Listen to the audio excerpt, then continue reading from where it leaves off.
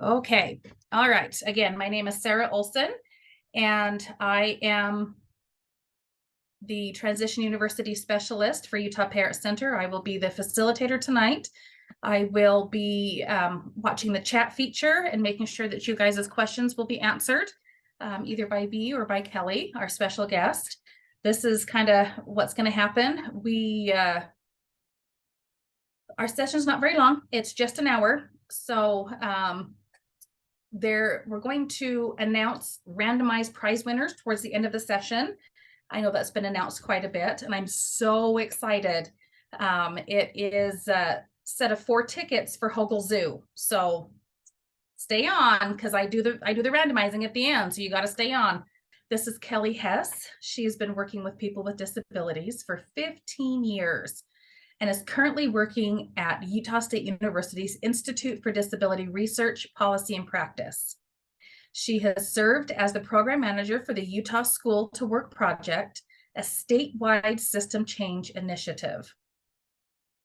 This initiative focuses on cross-system collaboration for improving competitive, integrated employment outcomes for transition age youth with high support needs.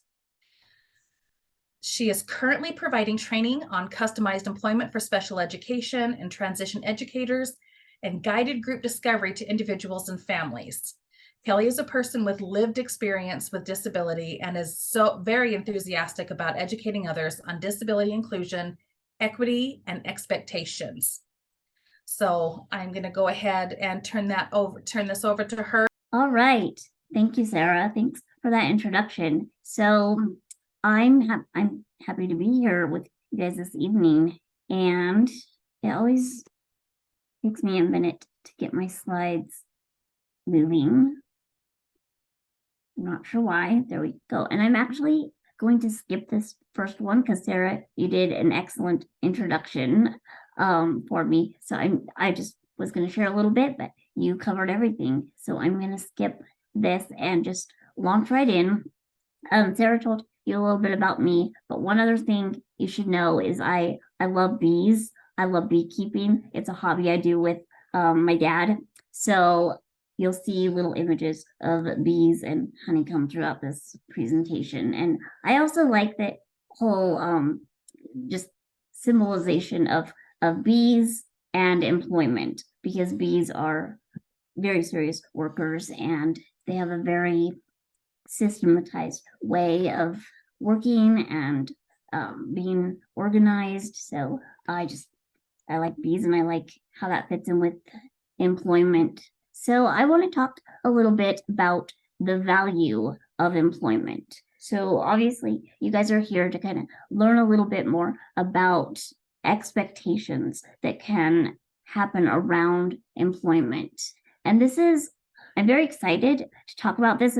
It's one of the things that I love talking about the most, but I also know that, when it comes to employment, there's a lot of, questions or sometimes even hesitations or concerns about jumping into employment. So I hope that we can kind of discuss some of those this evening. But first, I just kind of want to talk about the overall value of employment. Employment, it's what we do as a society. It's part of being an adult, and it brings a lot of different benefits to a person's life. Like when I am talking about employment for people with disabilities, I think about what employment means to me personally, both as an individual with a disability, but also as a professional helping others explore employment. And I just think about my own personal experience with employment. And I've had, I started working when I was in high school, and those first early jobs were, they were experiences, not always the best experiences, certainly not things I wanted to do my whole life, but I'm grateful for those first experiences that kind of helped me figure out what I wanted to do ultimately for employment. employment in general, it brings so much. It brings, it opens up a community for an individual. It's a chance to form social connections and relationships with people. It facilitates personal growth and development. So often, we think about school and our education careers, but then what's after school? What do we do? Do we want to stop progressing and learning and developing as human beings? I think employment, there's many ways to continue to develop, but employment is certainly one that that allows for that in a really targeted way. Employment also brings people a sense of belonging and a chance to feel like they are filling their time with something that brings meaning and purpose to their life, and it allows them to contribute. I'm a firm believer that every person is just, part of being human. We need the opportunity to be able to make a contribution, and that's going to look different for every person, but we all need that. And then employment brings financial stability, and maybe it's not going to be provide everything that we need for the lifestyle that we want, but it certainly helps to an individual to create the life that they want and provide more opportunity. So people with disabilities, I believe, should be allowed the same opportunities, benefits, and responsibilities that come from having a job in the community. Now, with that being said, we need to understand some things that we know that each person has unique needs and will need individualized supports. This actually includes people with disabilities and people without disabilities. The difference is usually people that don't identify as having a disability, we don't label the supports that we use to help us get through the day as actual supports. They're just there, but we don't label them as supports. For example, I would not be successful in my job at all if I did not have a calendar that sends me reminders of the different meetings or even tasks that I need to get done within a day. I would not do well if I did not have a team of colleagues and coworkers that I felt comfortable being able to reach out to when I encounter a new situation or just a problem within the work that I'm doing that requires some problem solving or some brainstorming. However, those are not written up in my file as official supports, but they're still needed supports. So even though everyone needs supports, and sometimes those supports do end up being, formalized, it's equally important to acknowledge that each person has unique abilities and contributions that they bring to a place of employment. Another thing to consider is that employment, it might not make sense in a person's immediate moment, but it should always be a goal and be included in the conversation. So there are times in life where maybe employment isn't going to be the priority, but I feel like we're doing people such a disservice if we decide that employment is not going to be an option for one individual, no matter what types of supports, no matter what disabilities or abilities they have. So growing a vision for what employment can look like. And I think this is sometimes where we can get really hung up with the idea of employment in general, because we think of employment and we think of what we know and we think of what we've seen in the past. We think of, a 40-hour week work or a 9 to 5 work week with, a set schedule or, specific tasks or jobs that maybe for our loved one that has a disability, we can't quite envision how that is going to fit for them. But employment can be what we need it to be. It doesn't have to be a position that is advertised. It doesn't have to be a position that maybe you fill out an application for or sit and do a formal interview for. It can be an opportunity that's carved out by matching a person's abilities and strengths to the needs of an employer. And one thing to remember is that finding the right fit for employment, it is a process. It doesn't always happen, in a timeline that we might anticipate. It can take time to really carve out the right fit and the right opportunity for the needs of an individual.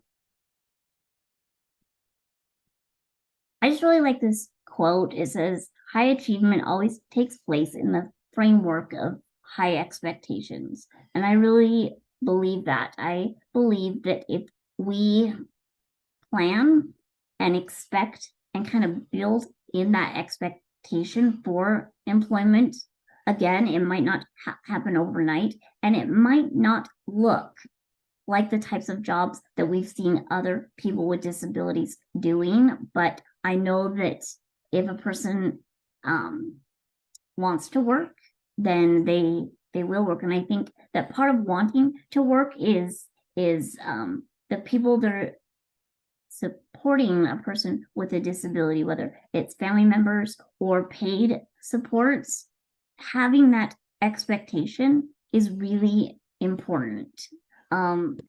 Maybe think of yourself. Think of jobs that you might have had. Maybe you're working now, or maybe you worked, maybe you worked in the past. But why do you have that job? How did you get it? Was that just an expectation that was part of your thinking as you navigated into adulthood? I think that kind of building that expectation will help open up doors and opportunities for people with disabilities. So, okay, I have a question online. Yeah, please. This is from Sky. She says, is this why vocational rehab is a good resource to go to? Yes, it is. And that's a great question, because that's what I'm going to talk about next. So I'm assuming that everyone that's here listening tonight are parents or guardians or loved ones of somebody who experiences life with a disability. And my recommendation to you is to connect with services early. A lot of times people wait until they're just about ready to exit the school system, whether that's high school or post-secondary education. In my opinion, and from what I've experienced through the work that I've been able to do for the last several years, connecting with services at the end of school that's not enough time to really get connected and not be able to navigate those services before school ends. And I very, very highly recommend connecting with services before a person exits school, and I'll tell you why. I think that this school really does provide, more most of the time, the school, and I hope always, the school provides a supportive network and framework, and to be able to connect with services, even though they're not part of the school, but the school and educators and paraeducators, they can help families to navigate the enrollment process for the needed services that will help an individual access opportunities after school. So doing it during school is so important, because I feel like oftentimes it's just so easy to fall through the cracks or not have the support that's needed to connect with services after a person has exited school. So vocational rehabilitation, they are the first funder for employment services or supports. They provide different services such as customized employment, job development, job placement, and even job coaching. So if you have a family member that you know is going to be successful, if they have a job coach on the job, VR, they fund that, and they're the first funder for those services. Another program is workforce services. So there's the Workforce Innovation and Opportunity Act, called WIA, or nicknamed WIOA, and it's a youth program that can support paid internship experiences, and they can also pay for other employment related expenses. I'm sure all of you are familiar with or have at least heard of Division of Services for People with Disabilities. And I know this is the tough one, because we all know, if you know of DSPD, you know that there is a wait list. DSPD services are provided based on eligibility and based on need, significance of need, but I still admonish you to get on that wait list. And even though it's a process, and that process is not always ideal, it can be challenging, I definitely encourage families to go through that process, to get on the wait list, and in time, I hope that they'll be able to be served. So First Vocational Rehab can pay for employment services and supports, but they can only pay for employment services for 24 months, or until a person has reached an 80-20 ratio of independence on the job site, meaning they need to be like 80% independent on the job. There's a little bit of flexibility there, but as far as like that 24 months with VR, but it can get a little complicated to extend beyond the 24 months. So I do encourage families to apply for DSPD waiver services, because then if you get on a waiver, then after your time with VR is done, then the waiver can pick up the funding for continued employment services. So I want to talk a little bit about different paths available for exploring employment. And there are more traditional approaches to work. And then there's more individualized or customized approaches to work. Now, this will kind of be more information will be shared with you, like when you connect with VR services. A VR counselor will help you determine the best path to employment and the best services within the scope of what VR provides. So, but some things to consider is more traditional approaches to employment work well when a job seeker has a clear idea of what kind of tasks they want to do, or they know what kind of environment works best for them, and when they know what supports are needed to be successful on the job. If you feel like you already have a sense of what that looks like for your loved one, then it's very possible that more like just job development and job placement could be successful. But if you are not sure what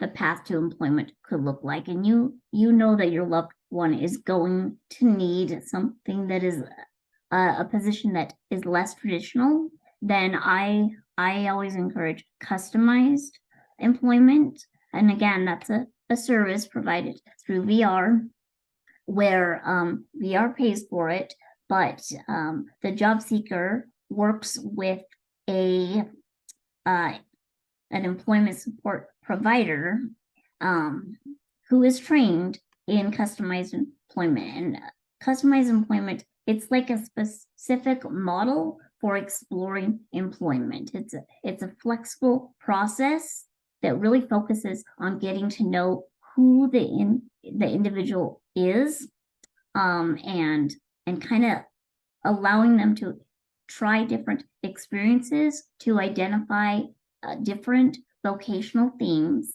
and match those themes and contributions that a job seeker has to the needs of an employer. So customized employment is a good approach when traditional approaches such as applications or interviews you don't think it will really highlight the job seeker's strengths and contributions. Because let's be honest, like, I feel like even myself, I'm not at my best in an interview, but if I can show my abilities and skills through alternative ways, then I feel like the employer or potential employer will get a better idea of what I'm bringing to the position. And also, customized employment is a good avenue when you know that the job seeker will need a higher level of support on the job. So I want to talk about utilizing transition time. So this is like talking about post-secondary transition time. And I feel like transition programs and even during high school is the time to prioritize employment.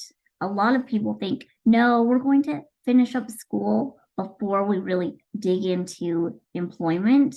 And I get that. I can kind of understand the logic or even maybe the comfort that comes with that idea. But I will tell you that so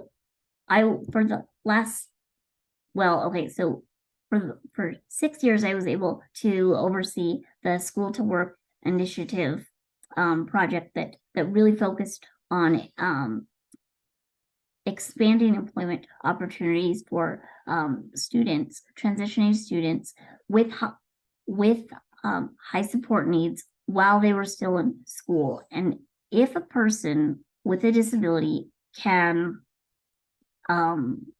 experience employment, even if it's, a few hours a week or during the summertime, if they can have those experiences while they are still in school, that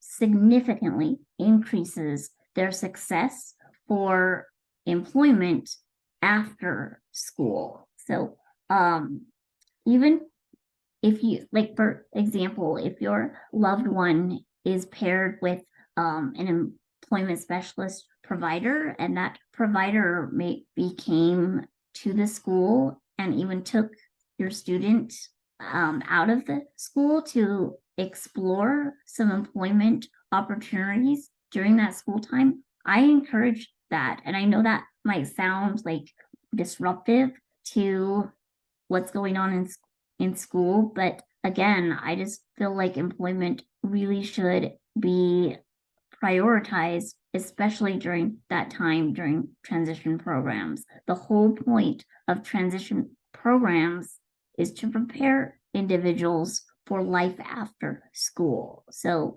exploring employment during that time is absolute, well, to me, it makes sense, and it's absolutely a good idea. And again, just to have the support and the connection with post-secondary transition educators to help you navigate those employment services is really going to be such a benefit to families, because it can get hard to navigate all the different services that are available. That can become complicated once you've left the school system. Not to say that it can't be done, and many of you may have done it yourself and kind of know what that looks like. But I just think that if you can have the support of school to help you navigate those services, then do it. Use that support and use that time to really help you get your loved one set up for success, so that when they do exit school, it's not going to be such an abrupt shift or transition.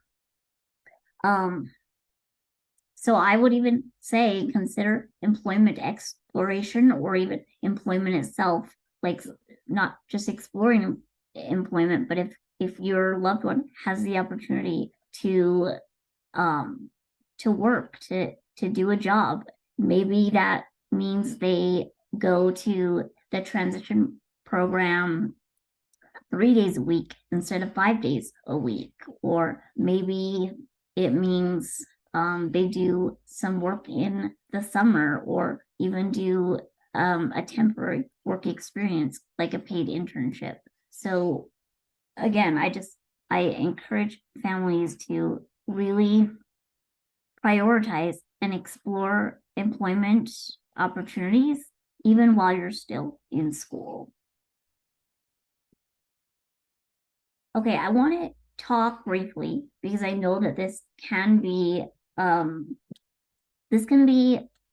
concern to many, and a valid concern for many families. I want to talk about accessing benefits planning. So benefits planning is like in Utah, we have several experts that are trained, and they have like specific credentials, maybe even like a license of some type to counsel families on how benefits will change when a person becomes employed.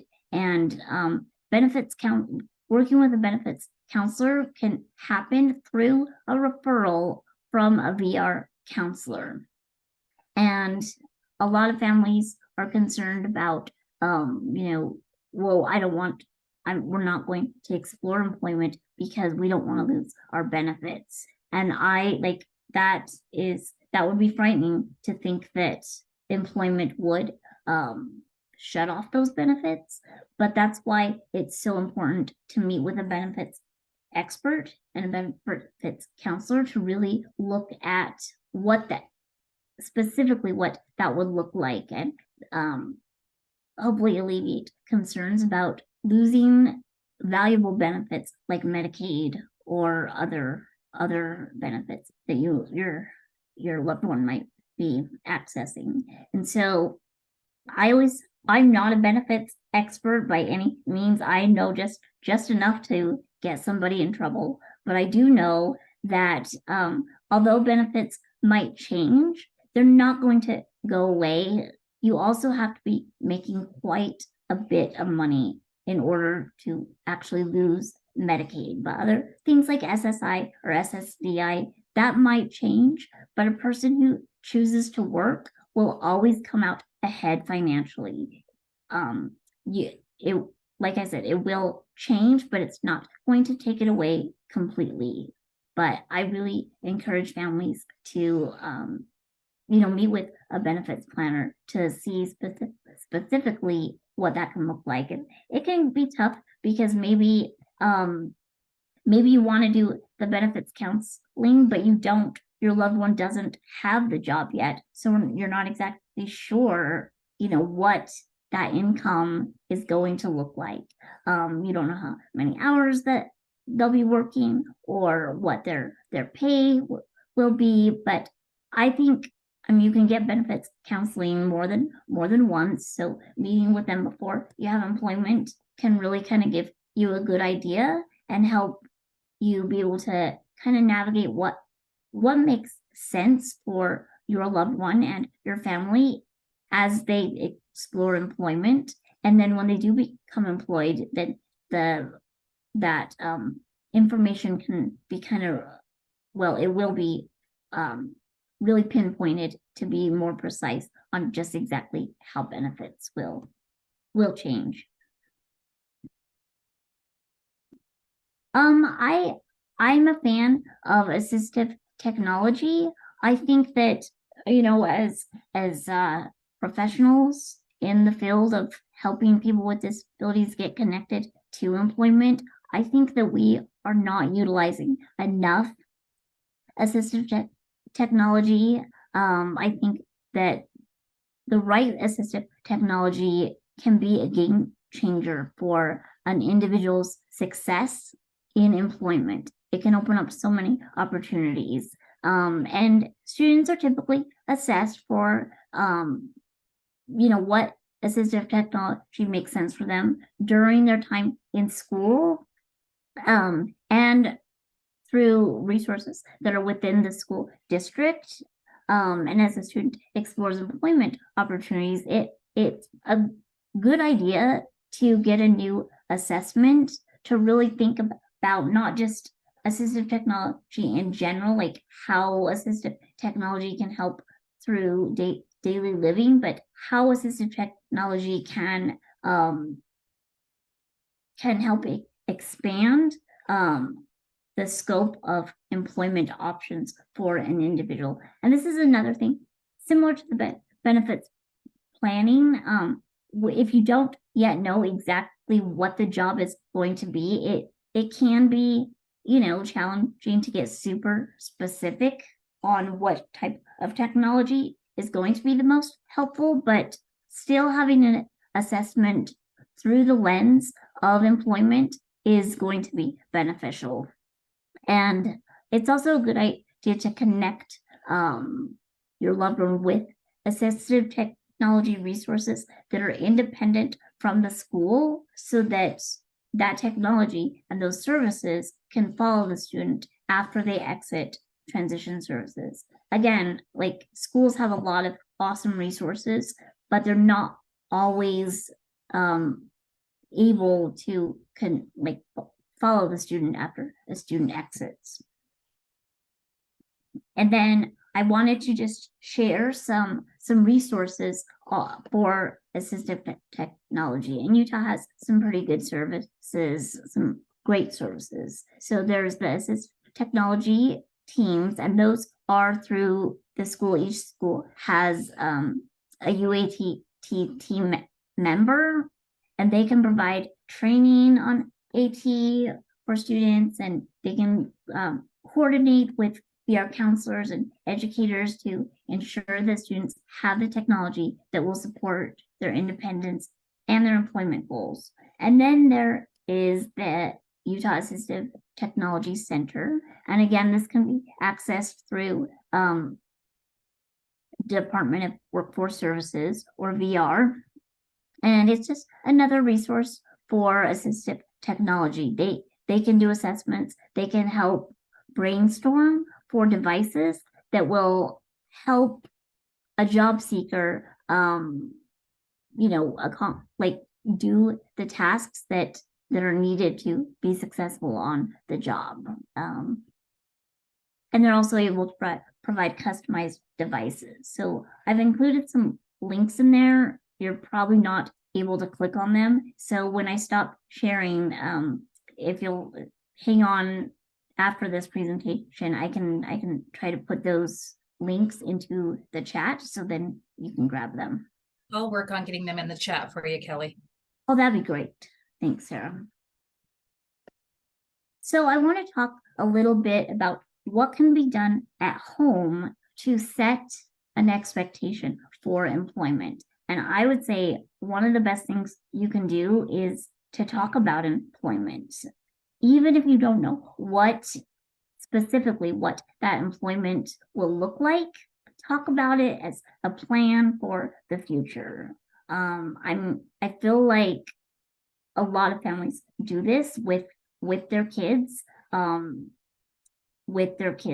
that maybe don't identify as having a disability, but we need to make sure we're also having these conversations with individuals that do have disabilities. And I think it's good to discuss the positive outcomes that come from having a job. Talk about how having a job is a chance to make friends and build social connections. And it's an opportunity to learn and develop more skills and just evolve as a person. And it's a meaningful way to spend time. I know, especially young people, whether they have a disability or not, they might not be super, jazzed about the idea of employment, because all of us, myself included, when I was a young adult, thought, being home and playing video games or watching Netflix or reading books or doing whatever it is I wanted to do, that sounded pretty great to me. And I was like, employment, I don't know if that's my cup of tea, but working is what we do as adults, and people with disabilities should not be excluded from that expectation. And also talking about, how money can support the lifestyle that they want, whether that means doing more social activities or going out to eat or buying that new video game that they have their eye on. Kelly, I just want to give a shout out to one of our members on here, another resource for assistive technology. The Utah Assistive Technology Program offers small grants to people who qualify for the purchase of applied technology. They also provide reduced interest loans, and they have put the link into the chat as well. So make sure that you guys look at that as you are saving these links and whatnot. I'm so glad that was mentioned, because I knew that, but I kind of forgot about it. It's been a long time since I explored that. So thank you for bringing that up. Whoever shared that, that's awesome, because yes, those are resources that are awesome. And I used to work, before I was with the Institute, I worked at the Division of Services for People with Disabilities, but before that, I worked at an independent living center, and I was in their AT department, and a lot of those grants, and especially the low interest loans, are underutilized. So I encourage families to explore that. Another idea for what can be done at home is to assign responsibilities at home. Now, I know that this is much easier. This could be much easier said than done, because sometimes, when a person is assigned chores or responsibilities that are theirs at home, sometimes that can be a struggle. Sometimes it can take more time than what is ideal. Nonetheless, when possible and when it's when you're capable, when you have the capacity to do it, I encourage having your loved one to do responsibilities at home, even if they do need support to complete them. But responsibilities help to build skills and also help to establish that idea that tasks and work and responsibilities are part of being an adult, a young adult and an adult. And again, I think that I know that I definitely recognize that there's challenges around that, but I encourage you to explore what makes sense for your loved one, but allow them the opportunity to take on some responsibilities that make sense for them, and talk about it as jobs, as work, and how everybody works, and that's part of being an adult. Another thing that I encourage families to do, and in the different roles that I've had the opportunity to work with a lot of transition educators. So we talk about this a lot because, excuse me, educators often have the opportunity to see students in a variety of settings, and sometimes they do work-based learning activities. So, but families can do this too, to capture contributions, conditions that are ideal for a person, and experiences that your loved one has. So when I say document, this can be done through either just taking photos on your phone or taking short video clips, even if it seems like it's not relevant to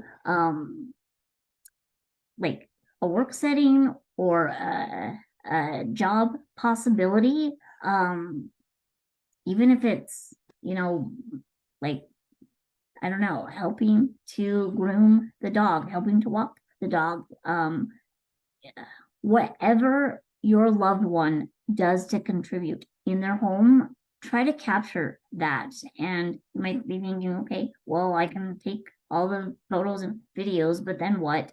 But the reason why I think that should be captured is because later on, videos and photos can be used to build a visual portfolio that can often be used in place of a job application or a resume or even an interview. But it's showing what a person's abilities are, and showing what kinds of tasks they like to do and what they're able to do. And I would say positive personality traits are contributions. Those are equitable contributions that are needed in a workplace. So even if you're having a hard time identifying solid tasks that your loved one does, if they like to be around people, if they are social and friendly, or if they are very organized, or if they remember details, those are contributions that are worth capturing and worth sharing when you get to the point of exploring employment opportunities. Also note what kind of conditions are like where a person is at their best. What is the environment or environmental factors, and make note of that, and just notice, like, do they need to be able to move around frequently? Do they do okay around loud noises, or do they work better when they can have music on? Just what kind of conditions, what does that look like when a person is at their best? All of this information will make note of it or document it in various ways is so helpful to the employment exploration process. And I also encourage families to just explore a variety of experiences. Try out different things. It's okay if it's not successful. Still having that experience, a new experience, will give you valuable information, and you might be surprised when a new experience does end up being successful. It might surprise you.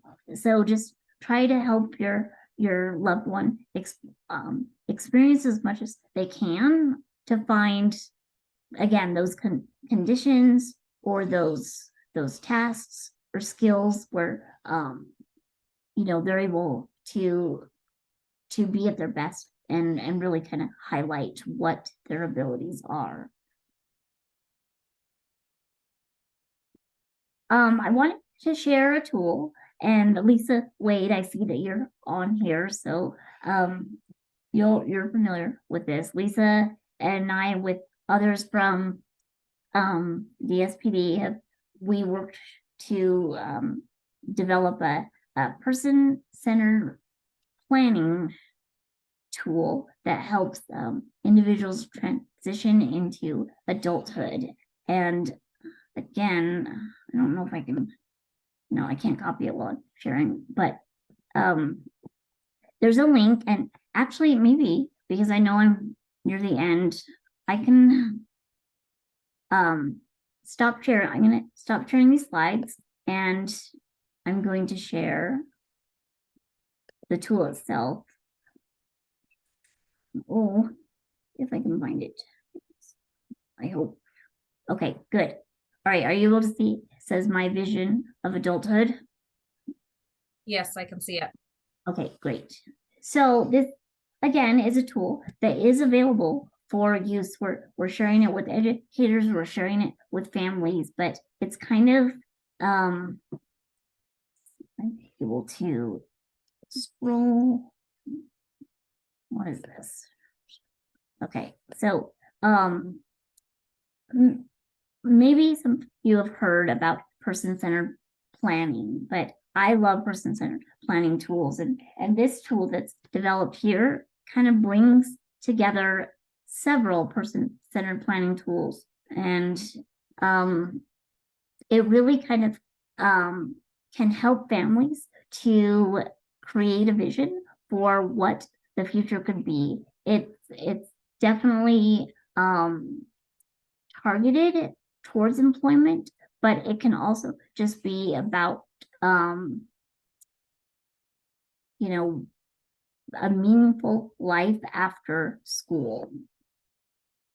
So I'm not going to go through this. As you can see, there's a lot of information on here, but I'm telling you guys that a lot of work has gone into this, and I think it's an incredible tool. When I stop sharing, I'll go back to my slides. I will put the link into, I hope that the link can be shared.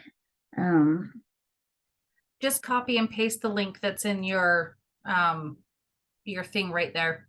Okay, I will do that.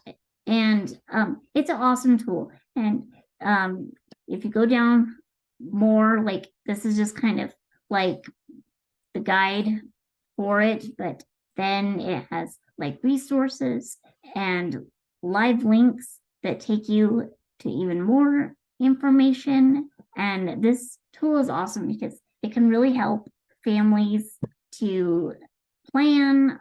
It's a place to find lots of good resources in one spot, and it can be a great tool for kind of using to strengthen IEP meetings. So again, I'm really brushing over this quickly because I know we're coming up close on time and I want time for questions, but I will put the link to this in the chat.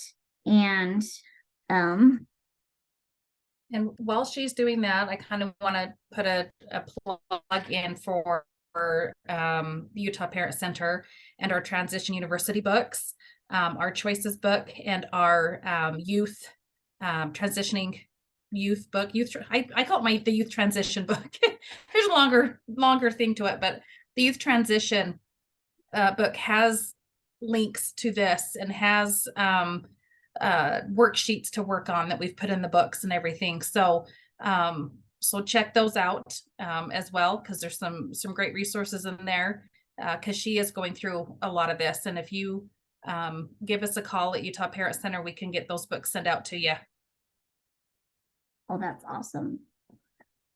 So that's kind of what I wanted to share with you, and I apologize. I know it's kind of maybe a lot in a like quickly, especially that tool at the end. So I encourage you to just take the link and spend some time exploring. And if you have questions, feel free to, we can chat now, but I put my email here so you can contact me if you have, if you get exploring the tool and you have other questions. I might not have the answer, but I know people that I can connect you with that will have the answer on that tool. But as far as just exploring employment in general, I'm very happy to chat about that with you and help connect you to other resources. Does anyone have any questions right now? Kelly, I was just going to say that thanks to Bryn's ability to search his computer when I couldn't, we've got the link to the DSPD version of My Vision of Adulthood. Awesome. So Okay. I threw that in the chat. Good. Thank you, Lisa. Well, if there's no questions at that time, I thank you all for listening, and I hope that some of this information was helpful. Feel free to take my email. I can even pop my cell phone number in the chat if you'd rather give me a call or a text, but I'm happy to be a resource at any time. On behalf of Family Links, thank you, Lisa.